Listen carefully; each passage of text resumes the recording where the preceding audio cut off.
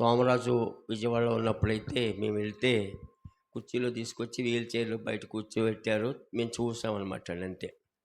అస్సలు ఏమి కదలిక మెదలిక కళ్ళు తెరవటం ఏమీ లేదనమాట అండి. అటువంటి పరిస్థితి అనమాట. ఇంకా ఎవరో వచ్చారు వాళ్ళు, ఓ అరే అరే అరే సోమరాజుని కొట్టారు లేపారు, అసలు ఏమీ లేదనమాట అండి. ఆ పరిస్థితిలో ఉన్నాడు. ఒకసారి ఆ పాస్టమ్ గారు వాళ్ళ పిన్ని గారు అబ్బాయి అక్కడ విజయవాడ ఉంటే వెళ్ళామండి.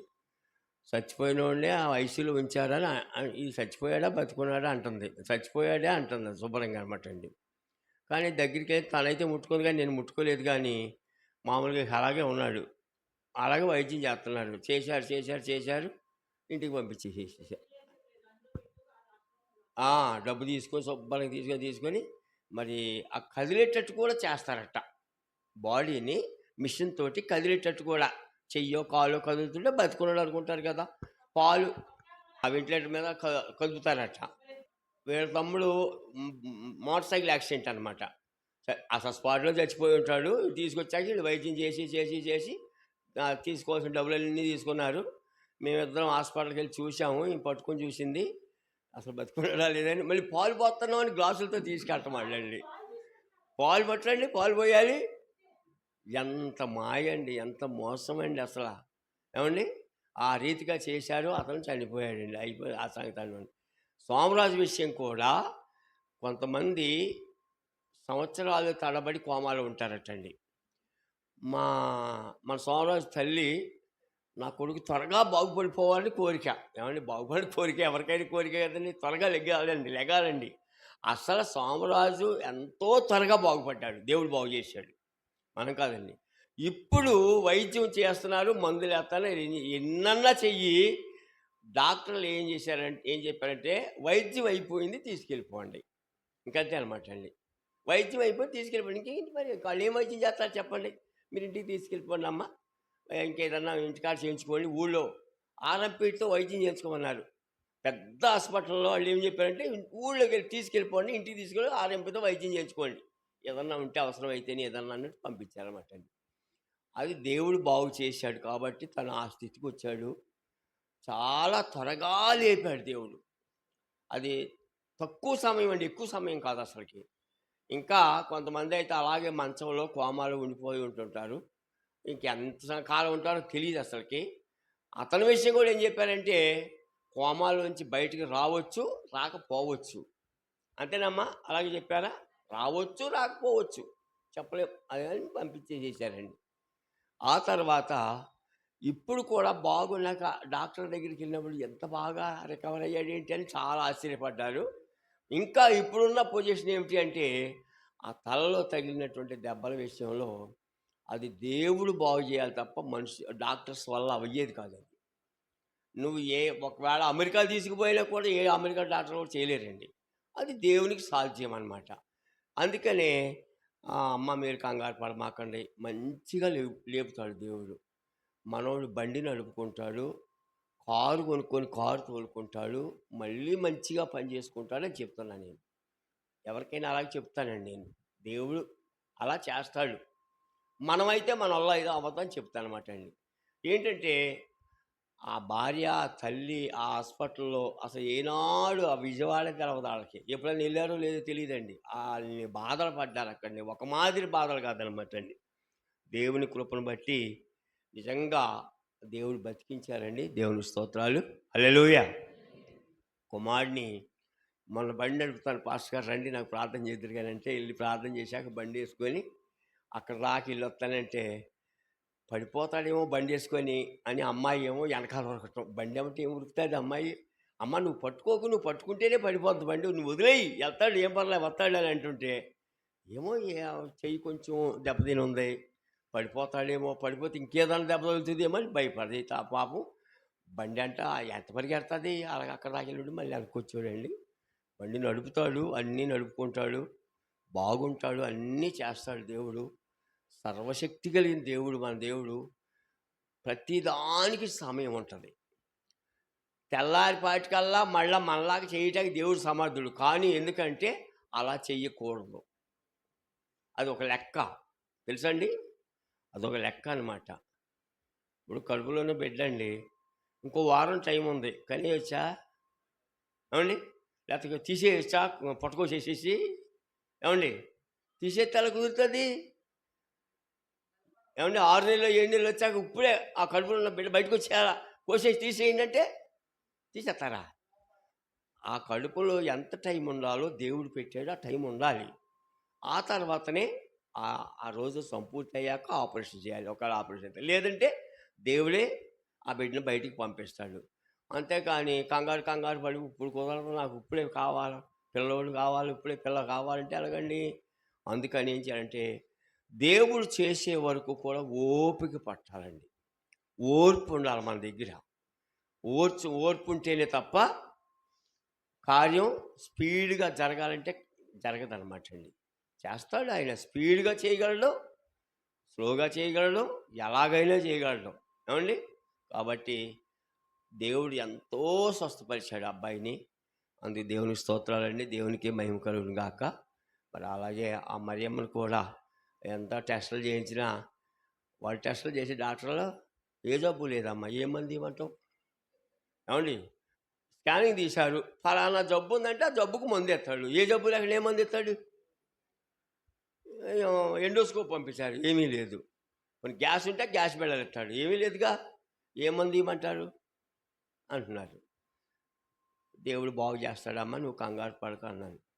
అయితే ఏమనుకోకండి పాస్టర్ గారు, ఇంకో టెస్ట్ చేయించుకొచ్చుకుంటాను, విజయవాడ వెళ్ళండి, వాళ్ళకి బాకీ ఉంటే వెళ్ళి కట్టిరా అన్నా నేను. అంతే కదమ్మా, బాకీలే మనకి, బాకీ అది, నువ్వు వెళ్ళి కట్టిరా బాకీ ఉంటే అన్నా నేను. నాకు ఎంత మాత్రం ఇష్టం లేదు తను వెళ్ళటం అసలుకి. ఈమె తీసుకుని ఆ ఒక్క అనుమానం పోతే ఆ టెస్ట్ చేస్తే అంది, నీ సొమ్ము అమ్మా, నువ్వు తీరుతున్నావు, చేయించుకో, నాకు బాధ ఏముంది, కొంచెం చేయించుకురా అని అనుమానం పోద్ది. ఏంటంటే నేను అబ్జెక్షన్ పెట్టడం దేనికి, కానీ ఏమీ ఉండదు నీకు అని ముందే చెప్పే. అక్కడ వెళ్ళారు, ఉంచుకున్నారు. సరే అక్కడ కూడా ఆ టెస్ట్లో కూడా ఏమీ లేదు, ఏదో కొంచెం ఏదో చేశారంట ట్రీట్మెంటు.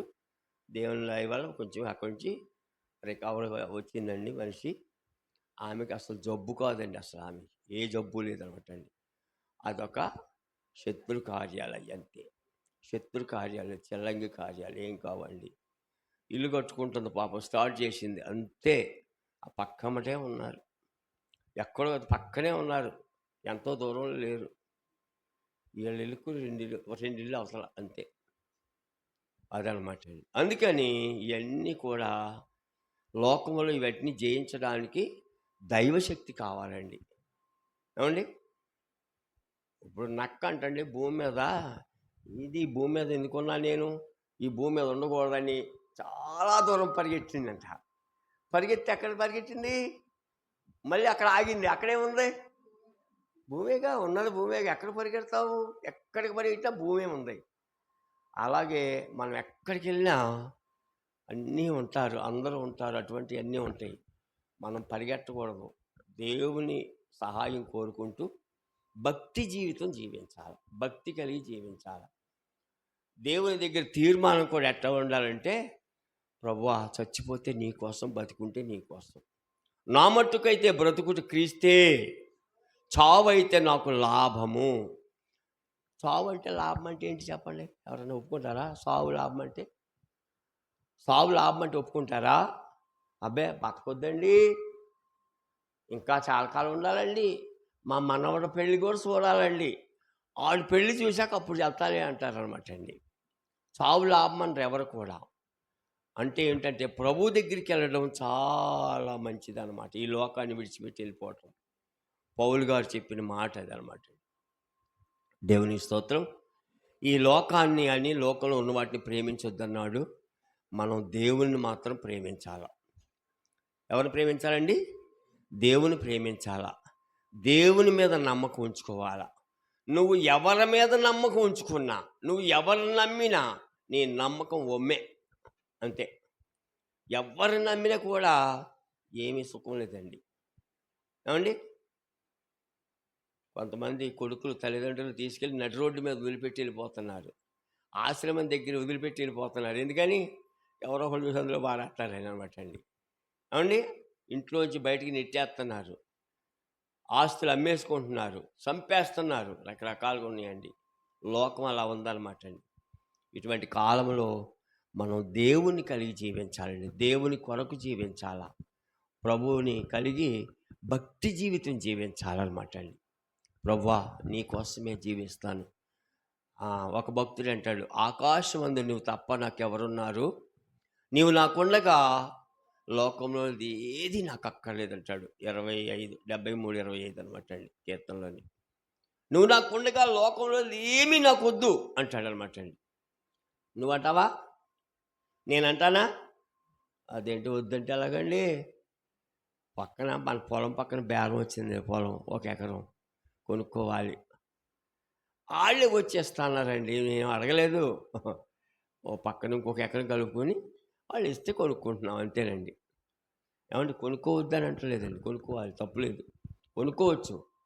కానీ ఏ పని చేసినా దేవుని చిత్తానుసారంగా చేయాలి, దేవుని ఇష్ట ప్రకారం చేయాలి, దేవుని దగ్గర విచారించాలి. నువ్వు ఏ పని చేసినా అది గుర్తుపెట్టుకోండి.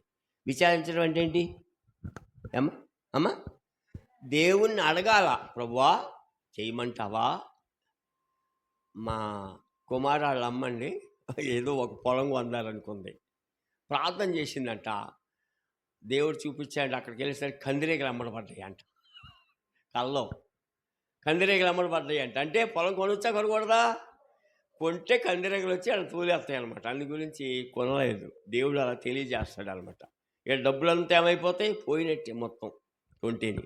అందుకోసమని ప్రతిదాన్ని దేవుని సన్నిధిలో విచారణ చేయాలి, అడగాల. ప్రభువా నీ చిత్తమా కాదా, నీ ఇష్టమా కాదా, వెళ్ళమంటావా వద్దంటావా, చేయమంటావా వద్దంటావా, ఇది కొనుక్కోమంటావా వద్దంటావా, నీ ఇష్టం నాయన అని అడిగితే దేవుణ్ణి, అప్పుడు దేవుడు తెలియజేస్తాడు, మంచి మేలు జరిగేస్తాడు మనకి. మనం ఏం చేస్తామంటే, ఒక అమ్మాయికి సంబంధం వచ్చింది, మంచి సంబంధం, బాగా సౌండ్ పార్టీ అంటే అర్థం ఏంటంటే అందరికి తెలియదు చెబుతాడు, బాగా ధనవంతులు అనమాట వాళ్ళు. ఎవరండి? ధనవంతులు అనమాట. అప్పుడు పాస్టర్ గారి దగ్గరికి వచ్చామంటారంటే, పాస్టర్ గారండి అమ్మాయికి మంచి సంబంధం, ప్రార్థన చేయండి, ఈ సంబంధం అయిపోవాలి, ఏమవ్వాలి, జరిగిపోవాలి ఈ సంబంధం. అదనమాట అండి అమెరికా సంబంధం. ఏ సంబంధం? విమానం మీద తీసుకుపోతాడు అమ్మాయిని. అక్కడ తీసుకెళ్ళాక సిగరెట్ కాల్చి ఒళ్ళంతా కాల్ చేసేసాడు ఒకడు. అమెరికా సంబంధం అండి. ఏం చేయాలి పిల్ల అక్కడ చెప్పండి? ఎవరితో చెప్పుకోవాలి? సిగరెట్ కాల్చి ఒళ్ళంతా మచ్చలు కాల్చేయటమే. వాడు ఆ పని చేశాడు ఒకడు. అంటే అందరూ చేస్తారంటలా. నేను అమెరికా సంబంధం అండి, మా అమ్మాయికి అమెరికా అల్లుడు అండి, మా అల్లుడు ఎంతో కాదండి 5 లక్షలండి నెలకు జీతం. అమ్మాయిని సిగరెట్ పెట్టి కాలుతాడు. ఎందుకండి? దేవుని చిత్తం తెలుసుకోకపోతే అలాగే ఉంటాయి, దేవుని చిత్తం కానీ అలాగే ఉంటాయి అన్నమాట. అందుకని దేవుని చిత్తాన్ని ఎప్పుడు కూడా తెలుసుకొని, ఆయన ఇష్టాన్ని తెలుసుకొని, మనం దేవుని భయభక్తులు కలిగి భక్తి జీవితం కావాలి మనకి. ఏముండాలండి? భక్తి అన్నమాట అండి. నీ యందు భయభక్తులు గల వారి నిమిత్తము నువ్వు దాచించిన మేలు 31:19 కీర్తన ఎంతో గొప్పది. చదవండి ఆ మాట దయచేసి, చదవండి 31:19 కీర్తనలో త్వరగా. నీ యందు భయభక్తులు గల వారి నిమిత్తము నీవు దాచించిన మేలు ఎంత గొప్పది, ఎంతమ్మ చెప్పాలా? ఎంతో గొప్పదట. ఇంత అంతా అక్కడ రాయబడలేదండి. ఇంకో చాటు ఉంది ఒక మాట, దేవుడు లోకమును ఎంతో ప్రేమించెను. ఎంత? అది దానికి లోతు, ఎత్తు, వెడల్పు, పొడవు లేవు. అలాగున ఆయన యందు భయభక్తులు గల వారి ఎడల ఆయన మరి దాచించిన మేలు ఏమేలండి? భయభక్తులు కలిగి ఉంటే నీ కొరకు మేలు దాచబడి ఉన్నది అంతే అన్నమాట. తర్వాత నరుల ఎదుట నిన్ను ఆశ్రయించు వారి నిమిత్తము నీవు సిద్ధపరచిన మేలు ఎంతో కాదు, ఎంతో గొప్పది. ఎంతండి? నరుల ఎదుట నిన్ను ఆశ్రయించు వారి నిమిత్తము నీవు సిద్ధపరచిన మేలు ఎంతో గొప్పది అనమాట అండి. మనుష్యుల ఎదుట దేవుని ఒప్పుకోవాలి. ఏమండి, కొంతమంది అండి, ఒకసారి ఓ తల్లిగారు, ఆమె పేరు వజ్రమ్మ గారు అనమాట అండి. లావుగా ఉంటుంది, ఇంత ఉంటుందండి, నా ఎత్తు ఉంటుంది, ఎర్రగా ఉంటుంది, ముసలమ్మ, చాలా అందంగా ఉండేది ముసలి. మరి వయసులో ఎంత అందంగా ఉందో ఆ తల్లి, ఇక నాకు తెలియదు, మరి వయసులో ఎంత అందంగా ఉందో నాకు తెలియదండి. ఆమె దేవుని మందిరానికి వెళ్తూ బైబిల్ని రుమాల్లో చుట్టేసేసి కంకలు పెట్టేసుకొని ఇలా అమ్మాయి ఎక్కడికి వెళ్తారండి, ఇక్కడికి ఇందులో ఏమంటే ఎవరికి కనబడకోకుండా. అంటే ఏంటి, గుడికి వెళ్తుంటే సిగ్గు అనమాట అండి, బైబిల్ చేతితో పట్టుకోవడం సిగ్గు అనమాట. దేవుడు ఏమంటాడంటే, ప్రభు ఏమన్నాడంటే, మనుషులు ఎదుట ఎవడు నన్ను ఒప్పుకుంటాడో దేవుని పరలోకంలో దేవుని ఎదుట దూతల ఎదుట నేను ఒప్పుకుంటాను. మనుషుల ఎదుట ఎవరు నన్ను ఎరగనంటారో వాడిని నేను ఎరగను, నాకు తెలియదు అంటాడు. ఏమండి, బుద్ధి లేని కన్యకలు వచ్చి అయ్యా అయ్యా తలుపు తీయ్యా అని అంటుంటే ఏమన్నాడు, నేను మిమ్మల్ని ఎరగను, మీరెక్కడ వారు నాకు తెలియదు, పండి అవతలకు పోండి అన్నాడు. అంతే అంటే ఇక్కడ ఒప్పుకుంటే అక్కడ ఒప్పుకుంటాడండి. చాలామంది దేవుని కొరకు నిలబడలేరు. మా కులం అండి, చింతలపూడి ఒక ఆయన కోమట్లు అనమాట అండి, మా కులం మా వాళ్ళు ఒప్పుకోరండి, ఏమంటారు, మా వాళ్ళు ఒప్పుకోరండి అనేవాడు. అక్కడ యేసు ప్రభు ఒప్పుకుంటాడా? నిన్ను ఒప్పుకుంటాడు అక్కడ? నా కుమారుడా రాయ్యా, బాగా చేశావు నాకు. కులం అండి, కులం, నీ కులం నిన్నేం ఉద్ధరిస్తుందో గుర్తుపెట్టుకో. కులం కోసం నిలబడుకో, దేవుని కోసం నిలబడు, దేవుని కొరకు నిలబడు. నిన్ను కులం నుంచి బయటికి తీసేస్తా అన్నారు, తీసేయి అని చెప్పు. అమ్మో బయటికి తీసేస్తారేమోనండి, మీరేం చెప్తే అదే చేస్తానండి. ఏయ్ గుడికి వెళ్ళకో అంటాడు. నువ్వు గుడికి వెళ్ళకూడదు, యేసు ప్రభువుని ప్రార్థన చేయకూడదు, మా దేవతలకి పండగలకి నువ్వు ఈ చందాలు ఇవ్వాలి అన్నారుకో, ఇస్తామండి, మరి ఏం చేద్దామండి, ఇవ్వాలి. ఇంకేంటి, నువ్వు దేవుని నమ్ముకున్నావా, నమ్ముకున్నావా, దాన్ని నమ్ముకోవటం అంటారండి, అమ్ముకోవటం అంటారన్నమాట. నిన్నేమి రక్షించరండి వాళ్ళు, నీకు సహాయం చేయరండి. ఒకవేళ నువ్వు కష్టంలో ఉంటే ఎవ్వరు వచ్చి సహాయం చేయరు. ఇప్పుడు సోమరాజు పాపం ఆ పరిస్థితులు ఉంటే ఎవరన్నా వచ్చి సాయం చేశారా అంటే అస్సలు ఎవ్వరు కొంచెం సహాయం కూడా చేయలేదండి. ఒక ఆయన అన్నాడంట, పిన్నా అయ్ నీకు కావాలంటే 1,00,000 రూపాయలు కావాలి, ఇచ్చేసేస్తా, నీకు హాస్పిటల్కి తీసుకెళ్ళు అన్నాడట. ఉత్తి మాటలు, ఏ మాటలండి. అడిగిందంట, అయ్యా హాస్పిటల్కి వెళ్ళాలి, ఏమన్నా డబ్బులు ఉంటే, నా దగ్గర ఎక్కడ ఉన్నాయి పిన్ని ఏమన్నాడు, నా దగ్గర ఎక్కడ ఉన్నాయి పిన్ని అంటే 10 మందిలో మాట్లాడితే ఈయన పెద్ద, ఊరి పెద్ద, గొప్పోడు, అబ్బో 1,00,000 రూపాయలు ఇచ్చేస్తా అంటున్నాడు అనుకున్నారు. అంతే, అనుకోవటం కోసమే మాట్లాడేది అనమాట. మనుషులను నమ్ముకున్నటి కంటే యెహోవాను ఆశ్రయించుట మేలు, రాజులను నమ్ముకున్నటి కంటే యెహోవాను ఆశ్రయించుట మేలు అనమాట అండి. గుర్తుపెట్టుకో, దేవుడు ఒక్కడే నిన్ను ఆదుకునేది, దేవుడు ఒక్కడే నిన్ను రక్షించేది, దేవుడు ఒక్కడే నిన్ను బ్రతికించేది, దేవుడు ఒక్కడే నిన్ను పోషించేది. నిన్ను పోషించేది కూడా దేవుడే, గుర్తుపెట్టుకో. ఎవ్వరు కూడా నిన్ను పోషించరు, ఎవ్వరు కూడా నీకు సహాయం చేయరు. ఒకవేళ 1,000 రూపాయలు వెళ్ళి, అమ్మా 1,000 రూపాయలు ఈ హాస్పిటల్కి వెళ్ళాలంటే ఇచ్చినా కూడా త్వరగా మళ్ళా ఇమ్మని అడుగుతారు. ఇచ్చే వరకు ఊరుకోరు, అంతేనండి. ఏదో హాస్పిటల్కి అడిగా, వద్దులే అమ్మా 1,000 రూపాయలు అంటారా? అస్సలకి 1 రూపాయి కూడా విడిచిపెట్టరండి. మరి ఎందుకు మనుషులను నమ్ముకోవటం, చుట్టాలను నమ్ముకోవటం ఎందుకు, బంధువులు నమ్ముకోవటం దేనికి? ఏమండి, ఎందుకు నమ్ముకోవటం వారిని? నువ్వు నమ్ముకుంటే మనవాళ్ళు నీకే సహాయం చేయలేరండి. మనుషులు నువ్వు బాగుంటే మాత్రం నీ చుట్టూ ఉంటారు. నీ ఒంట్లో బలం ఉంటే మావోడేనండి. మనోడి దగ్గర మంచి బలం ఉన్నాడనుకోండి, 10 మందిని కొట్టేసాడంటే మావోడండి, మా అన్నయ్య, మా అన్నయ్య గారి అబ్బాయి, మా తమ్ముడు అదనమాట. నా కొడుకు అవుతాడండి. ఏది మంచి బలవంతుడు కదా, ఎప్పుడైనా అవసరం అవుద్దని. అలాగే డబ్బు ఉంటే మావాడు, బలం ఉంటే మనోడు, లేకపోతే ఏమీ లేదనమాట అండి. అంటున్నాడు, నరులు ఎదుటి నేను ఆశించేవాడి నిమిత్తం నీవు సిద్ధపరచని మేలు. ఏ మేలండి ఇది? మొదటిది ఏ మేలు? దాచి ఉంచిన మేలు. రెండవది సిద్ధపరచని మేలు. 2 మేళ్ళు ఉన్నాయన్నమాట అండి. ఎవరికి? నీయందు భయభక్తులు గలవారి నిమిత్తము. నీయందు భయభక్తులు గలవారికి. దేవుని యందు భయభక్తులు కావాలండి, భక్తి జీవితము కావాలి. ఏమండి? దేవుడంటే కాస్త భయం కూడా ఉండాలి, భయం కలిగి ఉండాలి, వీళ్ళు గౌరవము కలిగి ఉండాలి దేవుడు అంటేని. ఏమండి? అదనమాట అండి. దేవుడు అంటే చాలా గౌరవం ఉండాలి, భయం ఉండాలి, భక్తి ఉండాలన్నమాట అండి. అదనమాట, ఆ రీతిగా ఉండాలి. చాలు, దేవునికి మహిమ కలుగును గాక. మత్తయి సువార్త త్వరగా ముగించేయమంటారా? ఎంత టైం నాకు?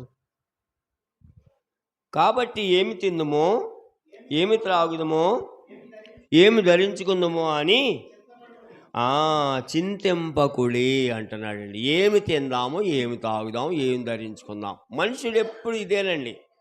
ఏం తినాలా, ఏం తినాలా, ఏం తాగాల, ఏం తాగాల, ఆ తర్వాత ఏమి ధరించుకుందాము అని చింతపడతా ఉంటాడనమాట మానవుడండి. ఏమండి అలా బతకాలండి, ఏం చేయాలండి, ఏమండి అదనమాట అండి. పొలం సరిగ్గా పండలేదండి అంటుంటారనమాట అండి. అన్యజనులు వీటన్నిటి గురించి విచారింతురు. అన్యజనులు వీటన్నిటి విషయమై విచారింతురు. ఇవన్నీ మీకు కావాలనని మీ పరలోకపు తండ్రికి తెలియదు. చూడండి, మన పరలోకపు తండ్రికి అన్నీ తెలుసండి. నీకేం కావాలో, ఆహారం కావాలో తెలుసు, వస్త్రం కావాలో తెలుసు. ఏమండి?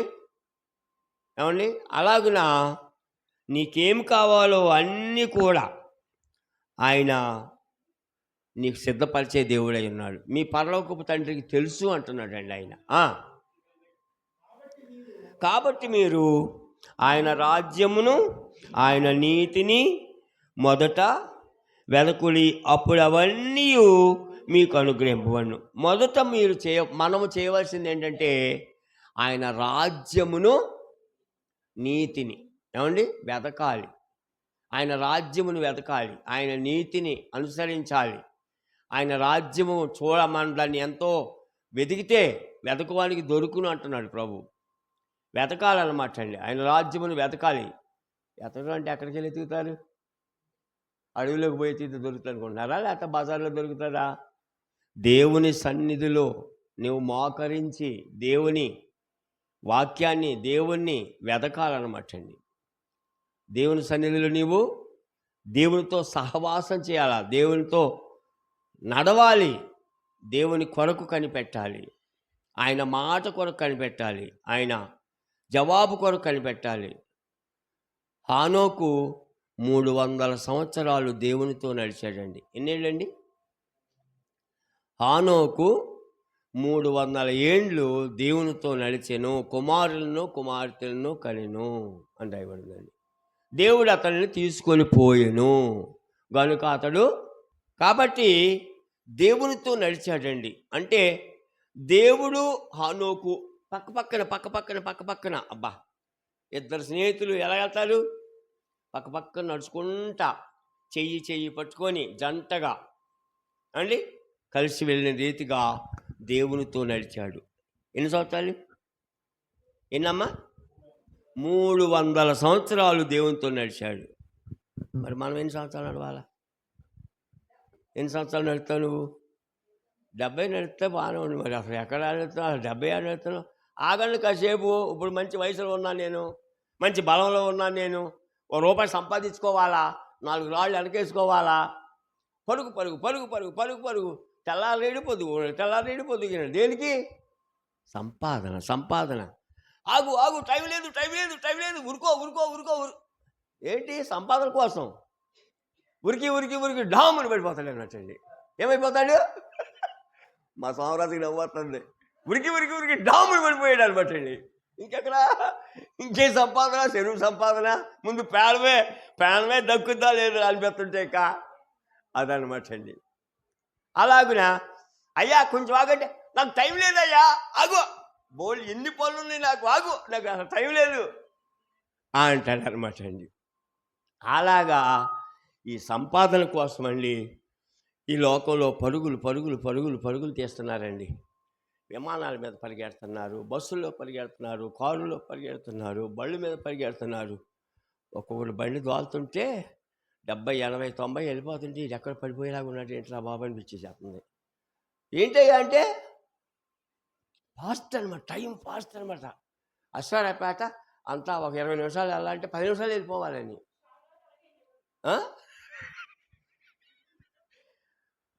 కాబట్టి ఎలాగ మరి అసలు దాని మాన్యువల్ ప్రకారంగా 15 నిమిషాలు వెళ్ళాల్సిన ప్రయాణం మరి 15 నిమిషాలు వెళ్ళాలి, 5 నిమిషాలు వెళ్ళిపోవాలంటే ఎలాగండి? కుదరదనమాట. మధ్యలో బ్రేకర్లు ఉంటాయి, టర్నింగ్లు ఉంటాయి, చెట్లు ఉంటాయి, పొట్లు ఉంటాయి, ఇతర లారీలు వస్తుంటాయి, పెద్ద వెహికల్లు వస్తుంటాయి. నేను ఇప్పుడు వస్తుంటే పెద్ద పెద్ద లారీలు వస్తున్నాయి, ఈ డాడ తొక్కిచ్చేస్తారు ఏంట్రా బాబు అనిపించేలాగా మీదకి వచ్చి చేస్తుంటున్నారండి. ఏంటి పెద్ద పెద్ద లారీలు, మనకి లైట్కి కళ్ళు కనపట్టలేదు. రేత్రి వర్షం వస్తుంది, లారీలే ఎదురు వస్తుంది. అసేరాపేట నుంచి మన మండలపల్లి రోడ్డు అయితేనండి వరుసగా దండలాగా లారీలు, ఇక మొత్తం లైటింగ్ అనమాట అండి. ఎక్కడ కళ్ళు కనపడమయ్యాయి, వెనకాల ఏమొస్తుందే కనపడమయ్యాయి. ఎంత ధరినేస్తాం మనం అండి. వాడు ఎవడన్నా తాగో నిద్రమత్తోడు వచ్చే తొక్కించుకుని కూడా పోతాడు. ఇక అంతే అనమాట అండి.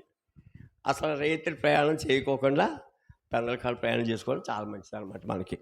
అందుకని ఇక్కడ అంటున్నాడు, మీకు కావలసినవన్నీ మీ పరలోకపు తండ్రికి తెలియను, కాబట్టి నీవు చేయవలసింది ఏంటంటే నువ్వు పరుగులు పెట్టొద్దు, ఏమీ చేయొద్దు, కానీ ఆయన రాజ్యమును ఆయన నీతిని మొదట వెతకమంటున్నాడు. అదనమాట అండి.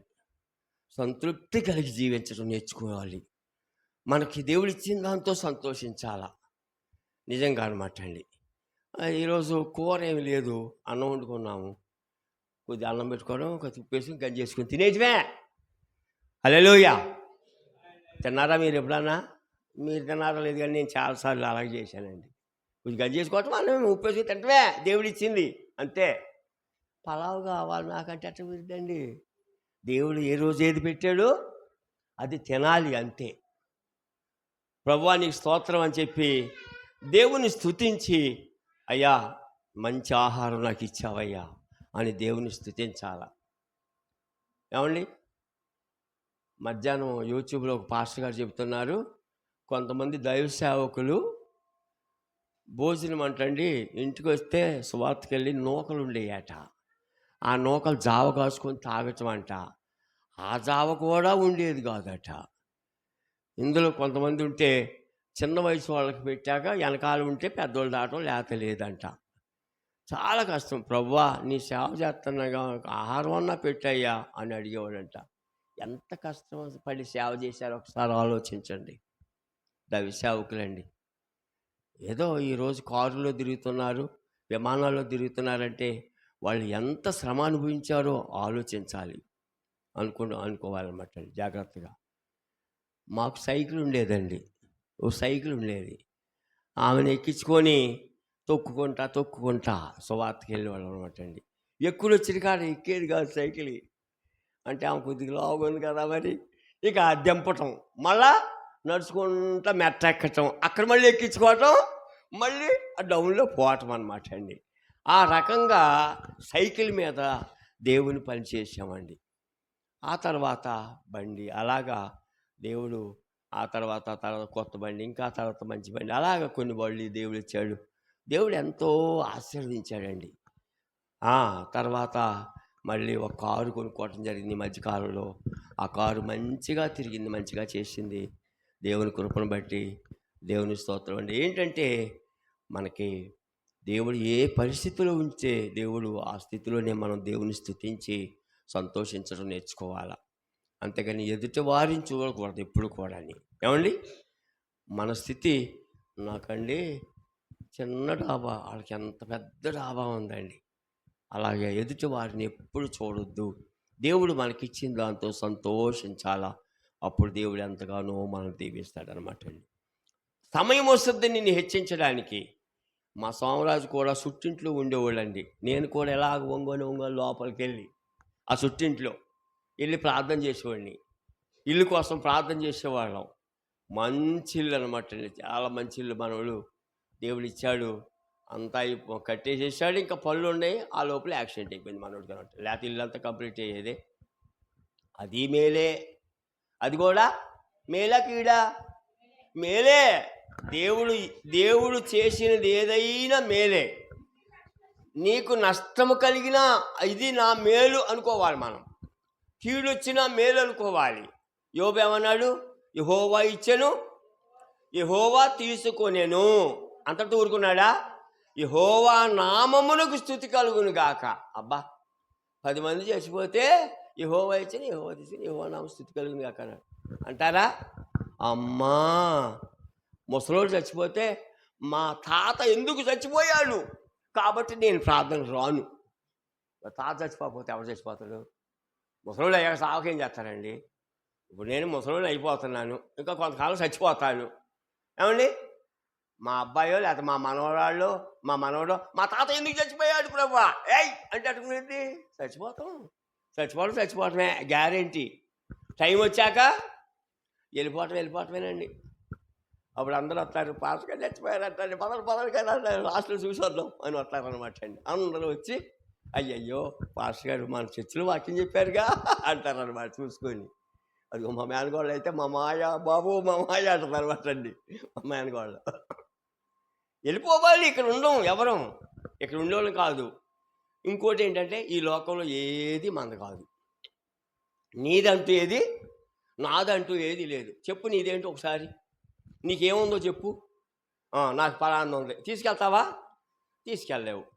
ఏమండి, మొయ్యగలదువా? నువ్వు వచ్చేటప్పుడు తేలేదుగా, నువ్వు వెళ్ళేటప్పుడు మొయ్యలేవుగా. వచ్చేటప్పుడు తేలేదు, వెళ్ళేటప్పుడు మొయ్యలేవు. నువ్వు ఒంటరిగానే వచ్చినావు, ఒంటరిగానే వెళ్ళావలే గనుక నమ్మవద్దు, ఈ మాయాలోకం నమ్మవద్దు. ఇది ఆశ చూపి మోసం చేయున్, ఈ పాడు లోకం నమ్మవద్దు, ఈ కీడు లోకం నమ్మవద్దు. హల్లెలూయా. నేను వెళ్ళిపోతున్నాను, నువ్వు కూడా వచ్చేసేయి అన్నాను అనుకోండి పాస్టర్ గారిని. నాకు ఇంకా పని ఉంది, నువ్వు వెళ్ళే కానీ వెనకాల వస్తాలే కానీ పిల్లలు ఉన్నారు, వాళ్ళు మా అన్నయ్య వాళ్ళు ఉన్నారు అంటదనమాట అండి. రాదు, నాతో పాటు వస్తుందా?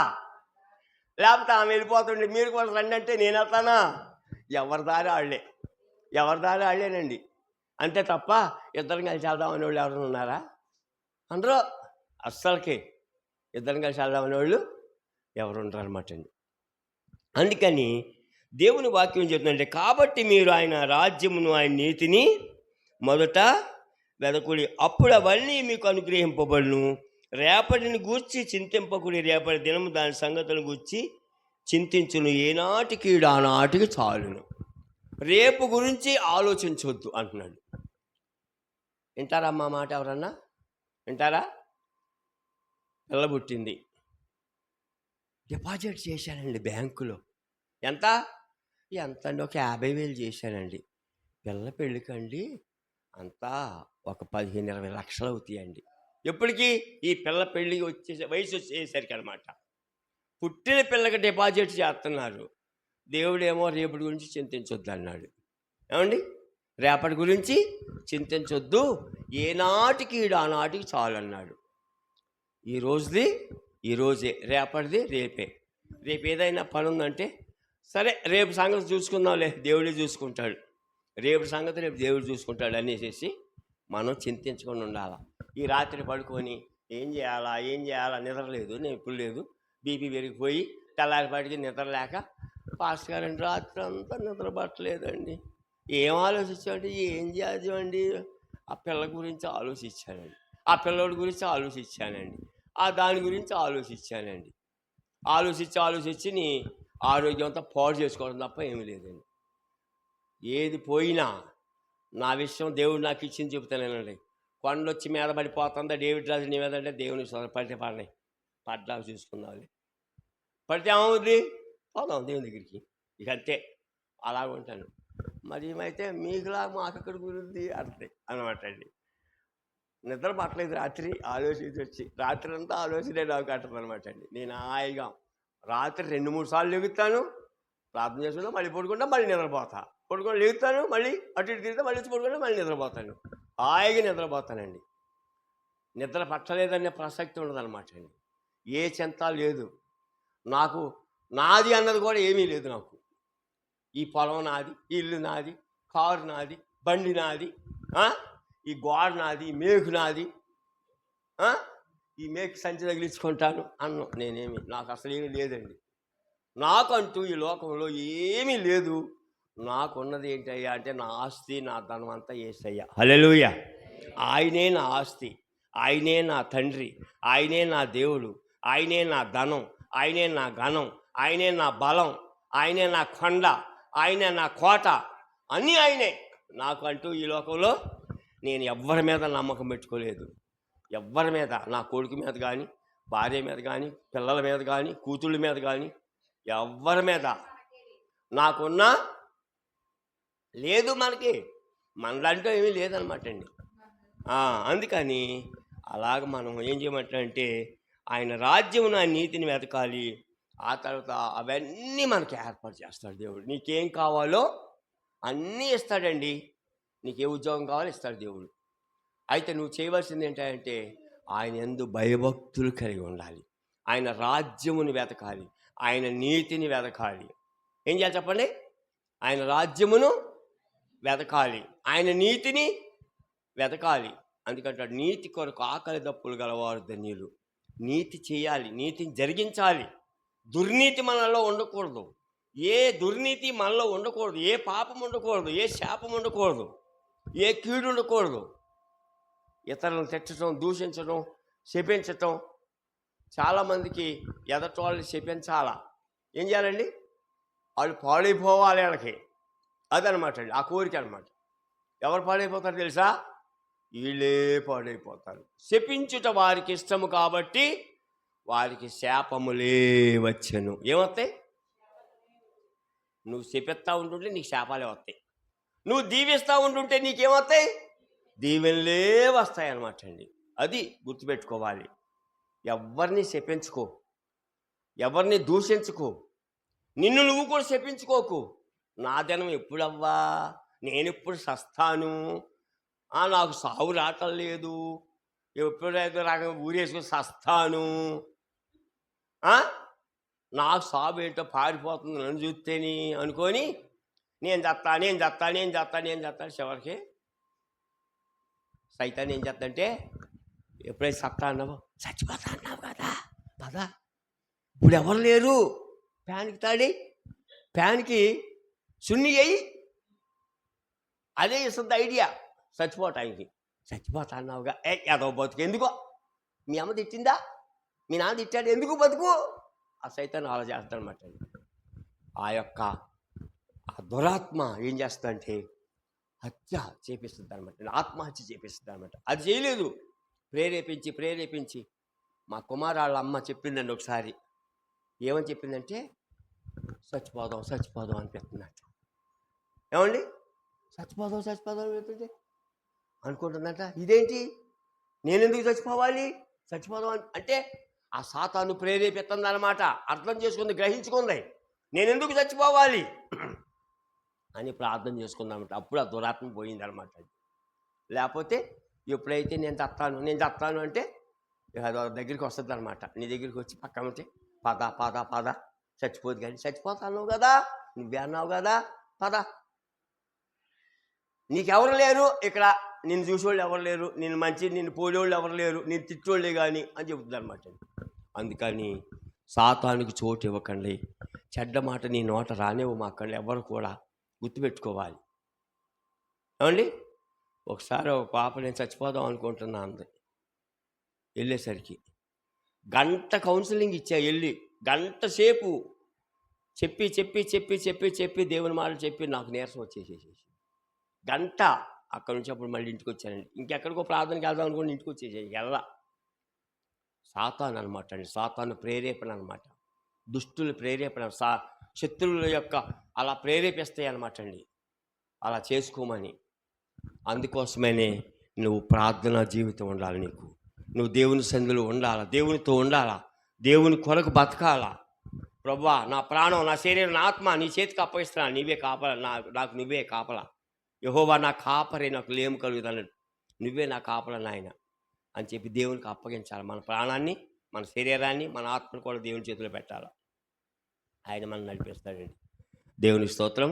మరి ఈ లోకంలో దేని గురించి చింతించబాకండి. ఉద్యోగం రాలేదా, చింతించుకో, అంతకన్నా గొప్ప పని చేస్తాడు దేవుడు. లేదు, ఇంకా టైంలో నీకు మంచి ఉద్యోగాన్ని ఇస్తాడు దేవుడు, ఉన్నత స్థితి ఇస్తాడు దేవుడు.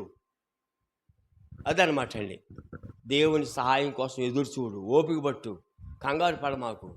ఏమండి, కొంచెం బియ్యం వేసేసి మంట పెట్టి గిరగర గిరగర గిరగర తిప్పేసి తీసేసుకొని పడుగులు వేసేసుకుంటే ఏమంటాయి? ఏంటయ్యి? బియ్యమేగా, అప్పుడే అటు ఉడికిపోతాయి, ఉడకొద్దా? అదనమాట. వేసుకోవటం తినేద్దామంటే ఇదేం బియ్యం అండి, ఉడికి సత్తలేదు, ఉడికి సత్తయా మరి 2 నిమిషాలు ఉడికిపోద్దా? అదనమాట. అలా చేయబాకండి. దేవునికి స్తోత్రము. మరి మనము దేవుని మాట విందాం. అందుకే ఆయన యందు భయభక్తులు కలిగి జీవిద్దాం. నీ యందు భయభక్తులు ఎవరిని నీవు దాచించిన మేలు ఎంతో గొప్పది. నరులెదురు నిన్ను ఆశ్రయించేవారిని నీ సిద్ధపరిచిన మేలు ఎంతో గొప్పది. అందుకని అటువంటి భయభక్తులు కలిగి ఉన్నాము. దేవుడు ఆ రీతిగా మనల్ని అందరూ దీవించలేక, దేవుడు తన మాటలు దీవించి ఆశించలేక ప్రార్థన చేస్తున్నాం.